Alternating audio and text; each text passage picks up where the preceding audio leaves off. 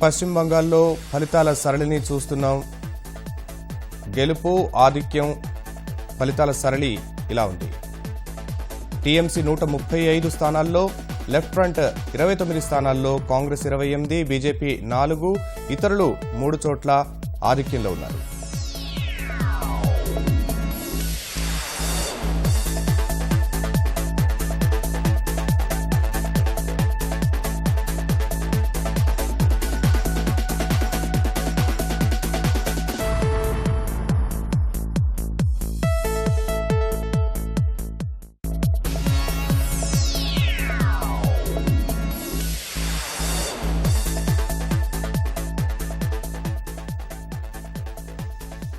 పశ్చిమ బంగాల్ ఎన్నికల ఫలితాల సరళి ఇలా ఉంది.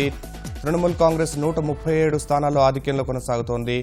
లెఫ్ట్ ఫ్రంట్ 30 స్థానాల్లో ఆధిక్యంలో ఉంది. కాంగ్రెస్ 28 స్థానాల్లోనూ, బీజేపీ 4, ఇతరులు 3 చోట్ల ఆధిక్యతను ప్రదర్శిస్తున్నారు.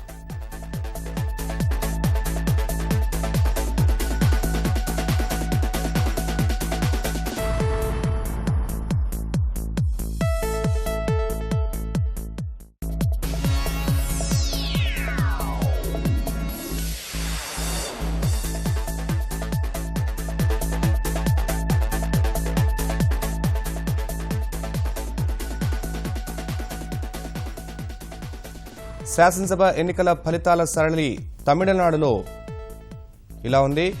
అన్నాడీఎంకే 53 స్థానాల్లో ఇప్పటి వరకు ఆధిక్యంలో కొనసాగుతుండగా, డీఎంకే కూటమి 45 స్థానాల్లో ఆధిక్యంలో ఉంది. డీఎండీకే కూటమి ఇంకా ఖాతా తెరవలేదు.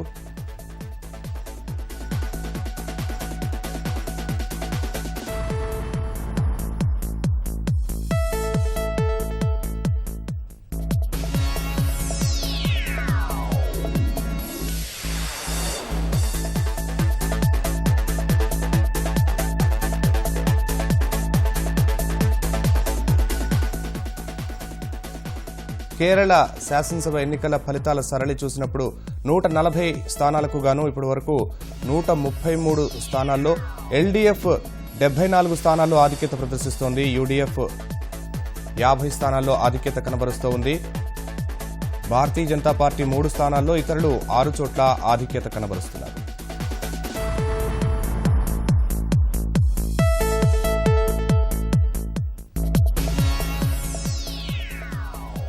అస్సాం శాసనసభకు జరిగిన ఎన్నికల ఫలితాల సరళిలా ఉంది. కాంగ్రెస్ కూటమి 20 చోట్ల, భారతీయ జనతా పార్టీ కూటమి 40 స్థానాల్లో ఆధిక్యత కనబరుస్తున్నాయి. ఏయుడీఎఫ్ 8 చోట్ల ఆధిక్యత కనబరుస్తోంది.